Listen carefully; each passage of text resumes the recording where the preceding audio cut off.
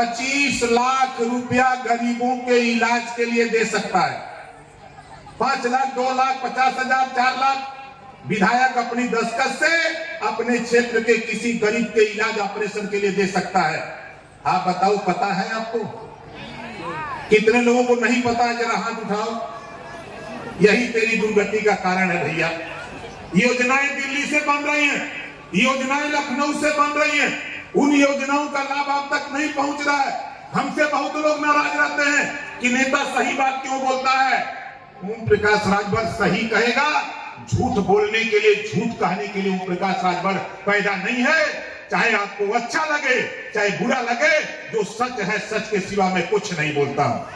इस नाते आपसे कह रहा हूं, आप अपने अपने क्षेत्र के विधायक, जिसको आपने वोट दे के विधायक बनाया है, अगर आपके गांव में कोई किसी जाति का व्यक्ति बीमार हो, ऑपरेशन कराना, इलाज कराना हो, ऑपरेशन कराना, इलाज कराना हो, तो ये सोच लो, विधायक जी के पास चले जाना, उनको एक दरखास्त दे देना कि नाम पता अपना लिख के एप्लीकेशन कि मेरे क्षेत्र में, मेरे गांव में फला व्यक्ति, उसके घर से लेते जाना, और विधायक जी पत्र लिख देंगे सीडीओ को, सीडीओ उस अस्पताल को पैसा भेज देगा, क्योंकि पैसा भेजने का काम मुख्य विकास अधिकारी करता है।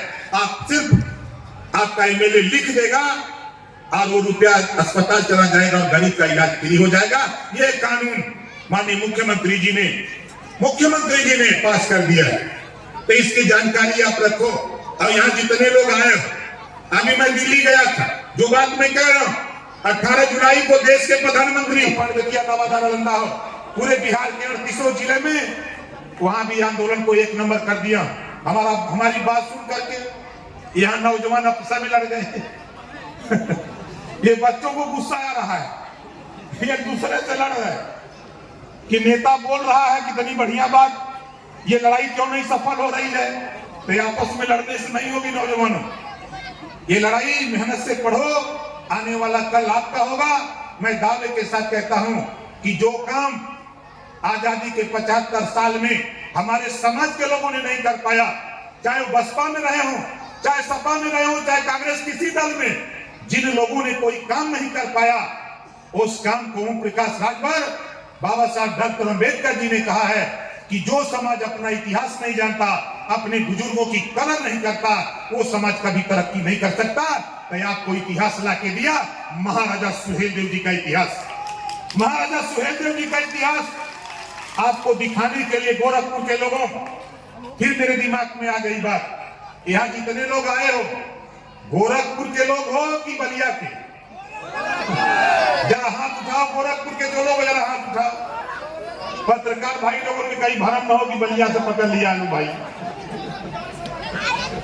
तो इस नाते समय संदर्भ में मुझे याद आता है, मैं आपको क्यों याद दिलाता हूं, मैं इस बात को क्यों कहता हूं साथी, इस नाते आपको कह रहा हूं कि आपको ले चलूंगा बहराइच, कहीं माने दो, ले चलूंगा बहराइच, आपको दिखाऊंगा उस महाराजा योद्धा की धरती पर जिनका आशीर्वाद लेके ओम प्रकाश राजभर आज 21 साल से आपके बीच में घूम रहा हूं, उस महाराजा की धरती पर ले चलूंगा आपको।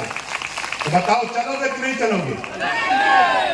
यहाँ पे बैठे हैं, कृपया अनुरोध है आप खाली कर दें, वहाँ बैठेंगे।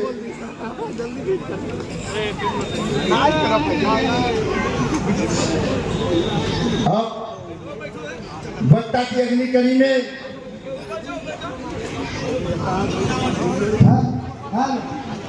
गुलामी छोड़ो समाज जोड़ो रैली में उपस्थित आप सभी माताएं, बहनें, बड़े बुजुर्ग, नौजवान साथी, आप सभी लोगों का इस मंच पर हार्दिक अभिनंदन तथा स्वागत है।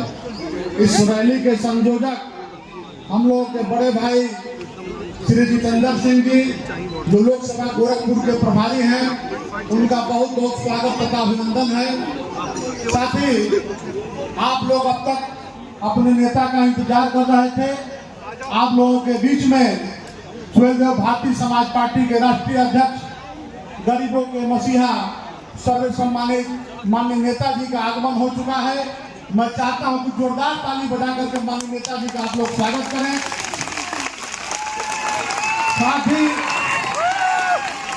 साथ ही नेताजी के साथ में भारतीय समाज पार्टी जिंदाबाद, भारतीय समाज पार्टी जिंदाबाद।